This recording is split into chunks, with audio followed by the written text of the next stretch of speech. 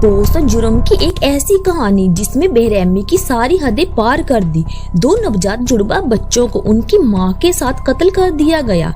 कातिलों का पता चला, लेकिन 19 साल तक वो पुलिस की नजरों से छिपे रहे। इसके बाद एआई तकनीक की मदद से पुलिस इन कातिलों तक पहुंच गई। 10 फरवरी 2006 वो तारीख जिसने पूरे देश को हिलाकर रख दिया था। दोपहर के 11-12 बजे का वक्त रहा होगा और जगह थी केरल का आंचल गांव, जहां एक घर के अंदर महिला और उसके महज 17 दिन के जुड़वा बच्चों का बेरहमी के साथ कत्ल कर दिया जाता है। बच्चों के गले चाकू से काटी जाती है। छानबीन होती है तो 2 सैनिकों के नाम सामने आते हैं। पुलिस उनकी तलाश में पंजाब के पठानकोट में आर्मी कैंप पहुंचती है, लेकिन उससे पहले ही वे दोनों फरार हो जाते हैं। कुछ साल बाद केस को सीबीआई के हवाले कर दिया जाता है। धीरे धीरे मामले को 19 साल का लंबा वक्त बीत जाता है और एक दिन आखिरकार दोनों कातिल पकड़े जाते हैं। पुलिस एआई का इस्तेमाल कर इन दोनों कातिलों तक पहुंची थी। इसके बाद पूरे मामले की कहानी खुलती है और एक ऐसी कहानी सामने आती है जिसमें प्यार और भरोसे का कत्ल किया गया था। दोस्तों, पूरी कहानी जानने से पहले अगर आप हमारे चैनल पर नए हैं तो प्लीज वीडियो को लाइक करके चैनल को सब्सक्राइब जरूर कर देना और साथ में कमेंट्स में ये भी बताना कि ये स्टोरी आप कहां से देख रहे हैं। दोस्तों, इस कहानी की शुरुआत होती है केरल के आंचल गांव से, जहां रजनी और देविल कुमार नाम के शख्स के बीच प्रेम संबंध थे। देविल भारतीय सेना में था। कुछ वक्त बाद रजनी गर्भवती हुई और ये बात जब उसने देविल को बताई तो वह अबॉर्शन कराने के लिए कहने लगा। रजनी इस बच्चे को रखना चाहती थी और इस बात को लेकर दोनों का रिश्ता टूट गया। कुछ समय बाद देविल पंजाब के पठानकोट के आर्मी कैंप में चला गया।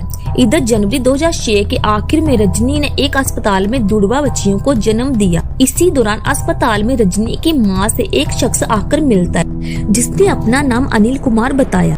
उसने कहा कि अगर सिजेरियल डिलीवरी के वक्त ब्लड की जरूरत पड़ती है तो वह मदद करेगा। रजनी को ब्लड की जरूरत नहीं पड़ी, लेकिन अनिल हॉस्पिटल में उसके आसपास ही टहलता रहा और धीरे धीरे उससे दोस्ती कर ली। रजनी को अस्पताल से छुट्टी मिलने के बाद अनिल ने उसे आंचल गांव के किराए का एक कमरा दिला दिया। उसने कहा कि अजनबी जगह रहोगी तो किसी की बातें सुनने को नहीं मिलेगी, वरना आस पड़ोस के लोग बिना शादी के माँ बनने का सवाल खड़े करेंगे। रजनी मान गई और किराए के इस घर में अपने बच्चे और माँ के साथ रहने लगी। इस दौरान रजनी ने राज्य महिला आयोग में शिकायत की और देविल का डीएनए टेस्ट कराने की मांग की। उसने कहा कि दोनों जुड़वा बच्चियां देविल की है और डीएनए टेस्ट से ये साबित हो जाएगा। राज्य महिला आयोग ने देविल का डीएनए टेस्ट कराए जाने का आदेश दे दिया।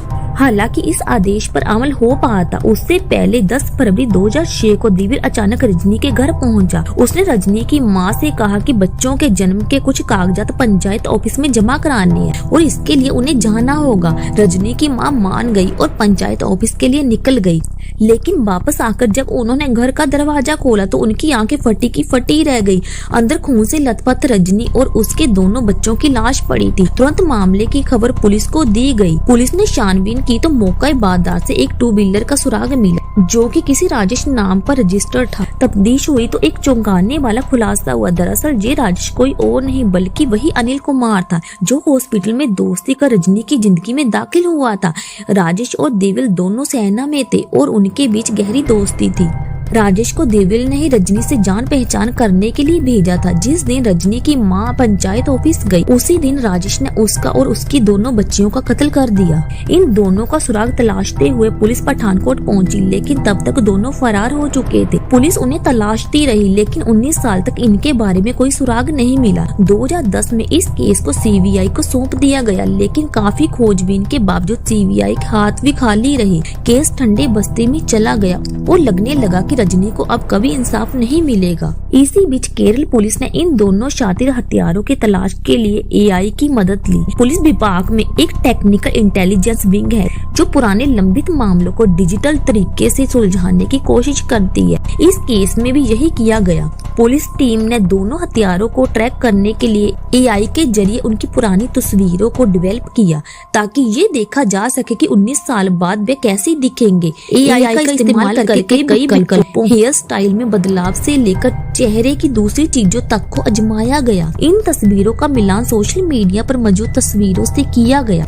इस कोशिश में मेल खाती हुई दुनिया भर से बहुत सारी तस्वीरें मिली, लेकिन एक आरोपी की एआई फोटो का फेसबुक पर शेयर की गई शादी की तस्वीर से 90% मिलान हो गया। पुलिस ने छानबीन की तो पता चला कि राजेश नाम और पहचान बदलकर पांडुचेरी में रह रहा है। मामले की जानकारी सीबीआई को दी गई और 4 जनवरी 2025 को राजेश को गिरफ्तार कर लिया गया। पांडुचेरी में दोनों नाम बदलकर रह रहे थे। दिविल कुमार ने अपना नाम विष्णु रख लिया था, जबकि उसका दोस्त राजेश कुमार वहाँ प्रवीण कुमार बनकर रह रहा था। दोनों इंटीरियर डिजाइनर का काम करते थे और 2 टीचरों से शादी भी कर चुके थे। मामले में लंबा वक्त लगा, लेकिन आखिरकार रजनी और उसके बच्चों के कातिल सलाखों के पीछे पहुंच गए। फिलहाल दोस्तों, इस घटना के बारे में आपकी क्या राय है नीचे कमेंट्स में जरूर बताना और मिलते हैं एक और सच्ची घटना के साथ अगले वीडियो में। जय हिंद।